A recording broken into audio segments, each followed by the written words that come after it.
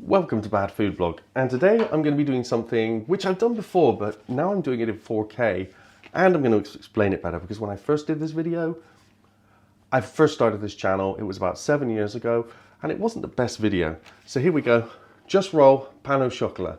This is the pre-made pain au chocolat. They're really cool. It bakes in a few minutes and you keep it refrigerated till you do it. There's live dough in here, which is continuing to ferment while it's trapped in the fridge, even though at a very slow amount. And these packs make something that actually looks reasonably like this. They're very well made and very well put together. So let's carry on with what we're doing and let's make it. Obviously, it's a Sunday morning and this is one of the best things for a Sunday morning. Here we are, and let's start off. First, check the date. This is going to be good for over a month. Next, we have to get the ingredients out of the packet. We have the chocolate for the pain au chocolat, and we have our little container of joy. Right, let's read the instructions. Here we are. Pull off the label, release indicated, release the dough by twisting the can. This may burst slightly. Place them, Number 2, unroll the dough, the following perforations, separate each piece. Do not eat raw dough. Place 2 chocolate sticks at the end of the dough and roll them together. Place them stem side down and spaced out on a baking tray. I'm using a round one because this one has holes in and makes them nice and crunchy. Bake for 12 minutes at 200 degrees centigrade. Oh, my oven isn't quite hot enough. I'll need to turn that up. That's good. And also, leaving them to rest before you bake them is also important. It doesn't say that in here, okay? Which is, I've always found interesting. But when they come out of the fridge, if you leave them to rest a little bit, they become slightly more fluffy. So opening this is quite easy. It's that.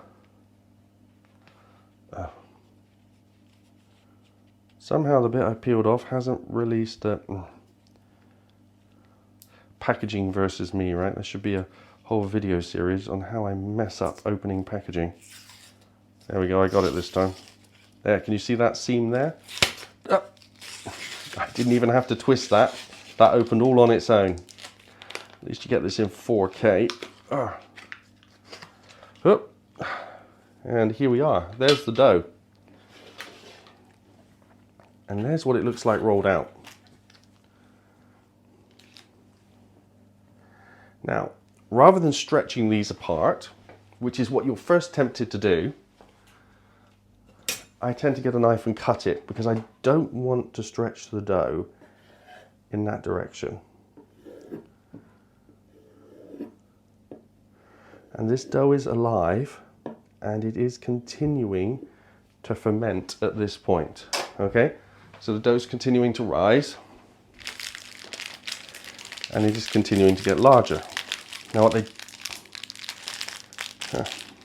plastic packaging. Right, little sticks of chocolate. These are very easy. Pop them there and there, all the way down.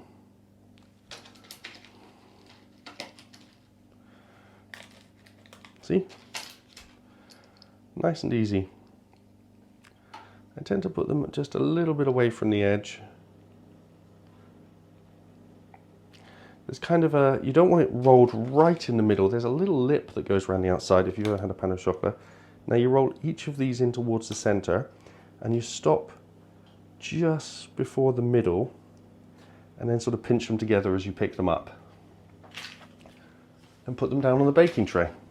Let's move the rubbish out of the way. Like that. So you could theoretically do lots and lots of these, and if you can see, I'm not rolling them tight. I didn't know that. No one asked you, Alexa. So I'm not rolling them very tight. I'm just making sure they stick down. The aim of this isn't to make a very tight roll. Pain au chocolat is quite a loose pastry. The aim is to get them to stick like that. Like that, and we don't want to force all the air out, otherwise they'll come out very small. And we are going to leave them to breathe for a few minutes. There. Now they're going to expand in all directions, but they're mostly going to go this way and this way. They're not going to go very far this way because of how the pastry's rolled. So there we are. Now we have to wait for the oven to warm up. So the red light's gone off in the oven. It's ready. Now it's a really simple job of placing them in the oven and waiting the 10 to 12 minutes.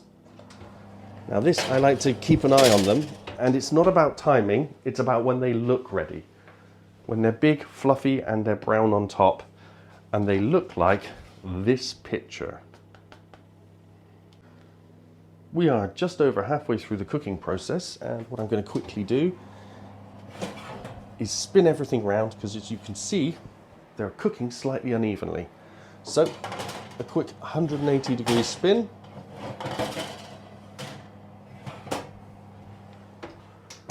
And pop them back in. That's a very important step. The 12 minutes has come to an end. Let's have a look and see what we've actually got and see if they're ready. Oh wow, the sweet smell hits you first. And I would say we're there. That's perfect. Now we need to leave them to stand for a couple of minutes. You always get some that look slightly better than others as well. They're ready. I'm going to leave them stand for a couple of minutes, but everybody likes them hot, so some always look slightly better than others, and I'm not sure why. It's probably to do with the position in the oven, the cooking temperature, or whatever. But let's mix them up a little bit.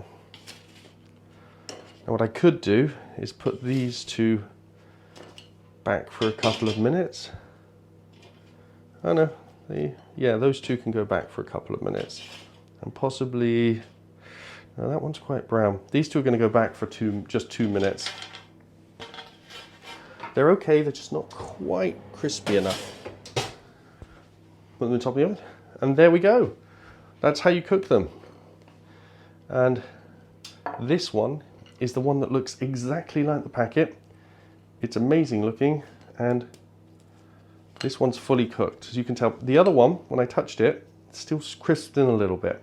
So that's why they went back in the oven, because you want this nice hard shell on the outside, which you associate with them. And there we go, all done. I would try one of these, but they're still too hot. So that's how you cook them.